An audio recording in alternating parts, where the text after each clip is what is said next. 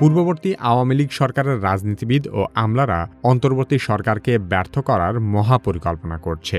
এর কারণেই অনেকটা সরকারের কার্যক্রমে বাধা সৃষ্টি হচ্ছে। পূর্ববর্তী সরকারের প্রভাবশালী আমলারা সরকারের কার্যক্রম ব্যাহত করতে নানাভাবে অপপ্রচার, রাজনৈতিক উস্কানি ও প্রশাসনিক বাধা সৃষ্টি করছে বলে বিশ্লেষকরা মনে করছেন।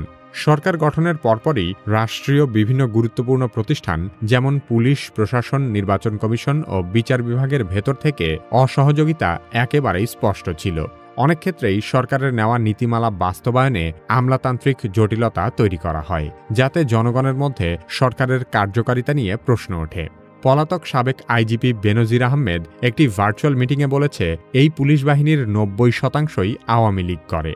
এ থেকেই বোঝা যায়, যতই সংস্কার করা হোক না কেন, বাস্তবে আমলাতান্ত্রিক জটিলতার কোনো অবসান হবে না। সেই সাথে রাজনৈতিক অঙ্গনে ইউনূস সরকারের বিরুদ্ধে পরিকল্পিত অপপ্রচার চালানো হয়। গণমাধ্যম ও সামাজিক যোগাযোগ মাধ্যম ব্যবহার করে সরকারের বিভিন্ন সিদ্ধান্তকে ভুলভাবে উপস্থাপন করা হচ্ছে। বিশেষ করে অর্থনৈতিক সংকট, দ্রব্যমূল্যের ঊর্ধ্বগতি এবং আইনশৃঙ্খলা পরিস্থিতির অবনতির জন্য এককভাবে বর্তমান সরকারকে দোষারোপ করার প্রবণতা দেখা যাচ্ছে। কিন্তু এগুলো আসলে পূর্ববর্তী সরকারেরই ধারাবাহিক ফল।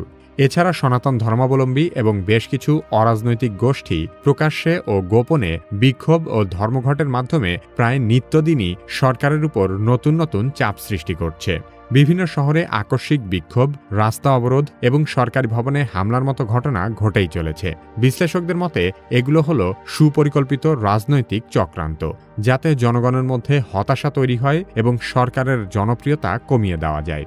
এসব ষড়যন্ত্র ও চক্রান্তের ফলে ইউনূস সরকার নীতিগতভাবে অনেক উদ্যোগ গ্রহণ করলেও তা বাস্তবায়নে প্রতিনিয়ত বাধার সম্মুখীন হয়েছে।